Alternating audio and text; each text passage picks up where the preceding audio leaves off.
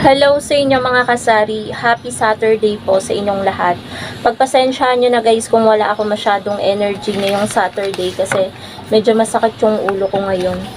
Kanina hindi, bigla lang kasi siguro naingayan ako dun sa alaga kong aso. Wala kasing ginawa kundi tumahol ng tumahol. Ang sakit sa tenga. Kaya ayan, masakit yung buong dito ko. Ngayon guys, meron tayong dumating na delivery from NSD Trading. Ayan, nababangag na naman ako mga kasari. From Berasa pala.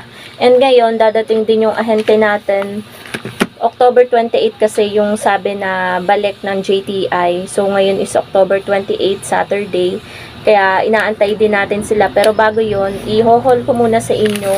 Kasi dumating 'di ba ang Berasa, yung mga Unilever products na in-order ko nung isang araw at ngayon. Last booking daw kasi, 'di ba guys, mag-e-election. So, ayan, pina-orders nila tayo ng pinaka-last order bago sila, alam nyo na. So, ang unahin ko na sa inyo mga kasaris, itong Knorr Sinigang, Knorr Liquid Seasoning.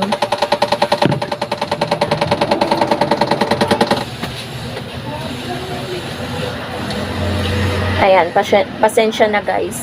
Ang unahin ko na sa inyo is itong Knorr Liquid Seasoning. Ang bentahan ko na po nito ay 62 pesos. Plus 10% lang po ako dito. Next is yung ano naman po natin. Yung ating Knorr. Ayan, Knorr Beef na may free na Kopiko Blanca.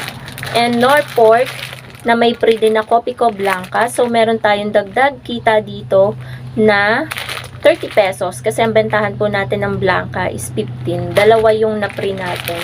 Plus yung tubo pa natin sa Knorr Pork at Knorr Beef na ating in-order. Hindi ako nag-order ng chicken dahil wala silang pa-promo na ganito. And madami pa naman akong Knorr chicken dito na nakasabit. And then, ayan, nakakuha na naman tayo ng free plate. Ayan, libreng plato sa 6 na sachet ng sinigang mix na original. 22 grams. So, ayan. May libreng plato na naman tayo. Pwede natin tong ipag-giveaway sa mga customer natin ngayong magpapasko. Kaya, ayan, panay-panay yung pagganito ko. Kasi dalawa na yung available ko dito. Ayan, pwede nating pampamasko sa ating mga suki. Ang bentahan ko pala guys, yung Knorr, ang bentahan ko is 7 pesos. Etong sinigang mix ay 16 pesos. Sa iba, 20 na guys ang bentahan. Pero sa akin, 16 lang. Tamang pagpapatubo lang tayo. Next is ito. Ang bentahan ko nitong mga jumbo na serve is 13 pesos. May nag-request kasi ng white. Ayan! May nag-request kasi ng white, kaya ayan. Tsaka yellow, may naghahanap na. Naubusan din ako ng yellow. Ayan, 13 pesos yung bentahan natin. And then, ito guys, yung gusto kong i-update sa inyo last week pa. Ayusin ko nga yung camera. Ayan. Kasi ito, magkaiba sila guys ng presyo. Ito, nasa 27.50 ang puhunan ng isang haba. 8 lang yung bentahan natin kada putol. Kada isang haba, may 4 na bar.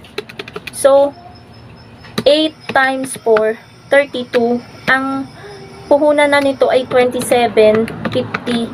So, 4.5 na lang po yung tubo natin sa isang ano. So, kada isang putol, piso na lang talaga yung ating tubo. So, dito, nasa 24.95 pa din. So, 8 pa rin po yung putol natin ng nitong mga bar. Tapos itong jumbo is 13. So, dito naman tayo sa powder. Nag-order lang ako ng 6 na Sir powder na yellow at 6 na Sir powder na violet. Tag, ano to guys, 8 pesos na kasi puhunan nito ay 6.25. Last naman, ito ay tag 7 sa akin. Fabric conditioner. Ito yung pinakamabenta sa aking fabric conditioner. So, ito 5.7 yung puhunan. May 1.3 tayo dito. Pang 7 po natin. Yung powder ay 8 pesos. And then last, alam ko nag-order din ako ng Sunsilk na pink. Siguro out of stock. Kaya itong Sunsilk violet lang yung na-deliver. Pang 7 pa din to sa akin guys. Ayan. Pabiling Mighty. So, ayan po mga ka-super kasari. Let's continue. Meron lang bumili ng Mighty na puti.